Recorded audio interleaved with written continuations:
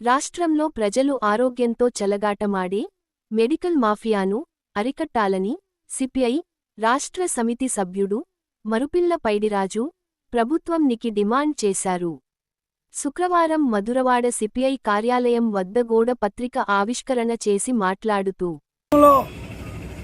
రాజ్యాంగం ప్రజలకు కల్పించినటువంటి ఆరోగ్యంపై స్పష్టంగా ఉన్నప్పటికీ మెడికల్ మాఫియా ఈ రాష్ట్రంలో ప్రజల ఆరోగ్య జీవన స్థితిగతులను అతలాకులతలం చేస్తుంది.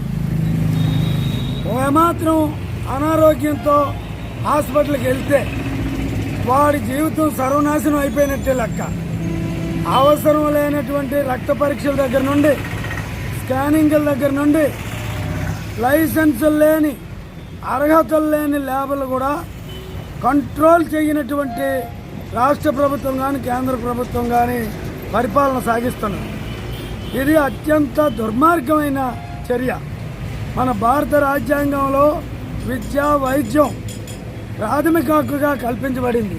అయినప్పటికీ వైద్యాన్ని కార్పొరేట్ హాస్పిటల్ యజమానులు అలాగే మెడికల్ మాఫియా మందుల కంపెనీలు ఫార్మా కంపెనీలు ₹1 ఖరీదు కలిగినటువంటి ట్యాబ్లెట్ ₹10 అమ్మడం, ₹10 ఖరీదు కలిగినటువంటి మందులు ₹1000 అమ్మడం.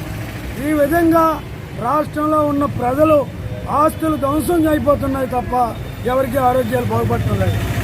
ఈ మొత్తం మాఫియాని అరికట్టవలసినటువంటి రాష్ట్ర ప్రభుత్వం కానీ కేంద్ర ప్రభుత్వం కానీ ఈ డ్రగ్ మాఫియాని తనిఖీలు నిర్వహించి సరైన చర్యలు తీసుకోవలసినటువంటి అధికారులు కూడా కాసులకు కక్కుర్తిపడి 6 కోట్ల ఆంధ్రప్రదేశ్ ప్రజల ఆరోగ్యాలు సర్వనాశనం చేస్తున్నారు.